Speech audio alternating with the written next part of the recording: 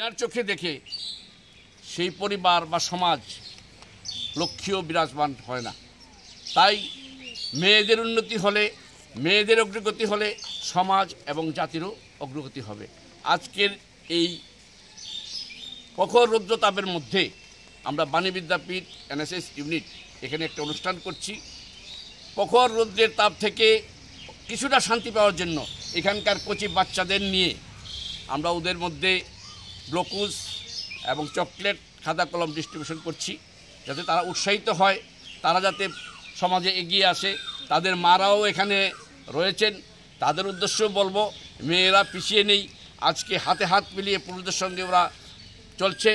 মেয়ের উন্নতি হলেই সমাজের, জাতির, দেশের উন্নয়ন হবে। এই স্লোগানকেই আজকে আমরা সামনে রেখে আমাদের আজকে এই অনুষ্ঠান। আমার নাম শ্যামল দে, প্রোগ্রাম অফিসার, বাণী বিদ্যাপীঠ এইচএস স্কুল।